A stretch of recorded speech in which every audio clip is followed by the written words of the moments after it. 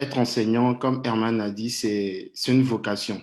Mhm. C'est au-delà même d'un simple job, c'est une vocation, c'est même un sacerdoce.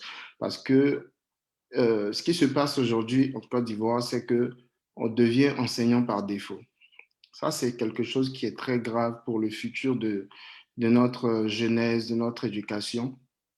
Euh, on devient enseignant parce qu'on a essayé de frapper à toutes les portes et toutes les portes nous ont été fermées. Donc, on se rabat voilà, sur un concours pour entrer à l'UNS ou au CAFOP. Voilà. Alors que c'est un métier qui doit être vraiment valorisé. Donc, d'une part, il faut vraiment, pour ma part, se sentir appelé à l'enseignement. Et de l'autre côté aussi, au niveau de ceux qui tiennent comment dire, ceux qui prennent les décisions, donc au niveau du gouvernement et de nos politiques, il faut que ce métier-là soit valorisé.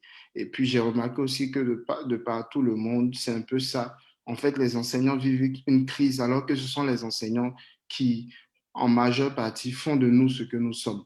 Combien de fois je me suis mis, par exemple, à aimer des matières, à me transcender juste parce que j'ai vu un enseignant le faire. Voilà. Aujourd'hui, on peut facilement minimiser leur travail et dire qu'on a même dépassé le niveau académiquement parlant de certaines personnes qui nous ont accompagnés dans notre scolarité.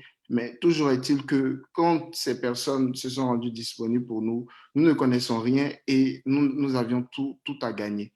Donc, ce sont des personnes clés, ce sont des personnes majeures qui jouent un très grand rôle. Et il y a une dimension aussi émotionnelle dans le lien, pour moi, qui lie un enseignant à son élève ou à un apprenant. Ce n'est pas simplement, et voilà, dans la transmission de savoir, il y a une dimension émotionnelle.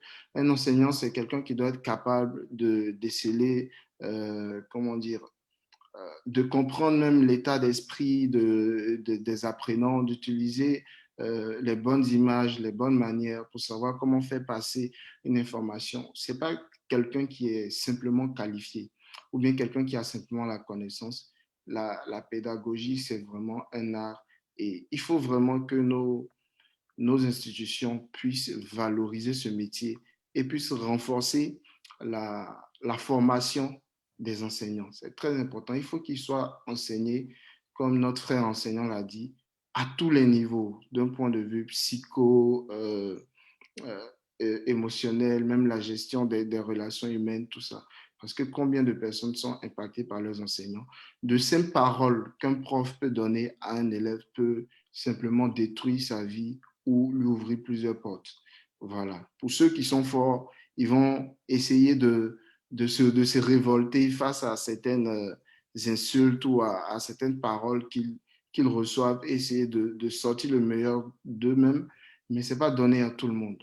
Il y en a qui s'affaissent complètement et qui se font abattre simplement par des paroles qui sortent de la bouche du maître ou du professeur. Donc, c'est vraiment c'est un territoire, en fait, c'est un champ qui est délicat et il faut aussi l'assainir. Je ne vais pas revenir sur les histoires de corruption. Je sais que plusieurs d'entre nous ont déjà vécu ça. Il faut assainir le milieu aussi. Voilà. Merci beaucoup.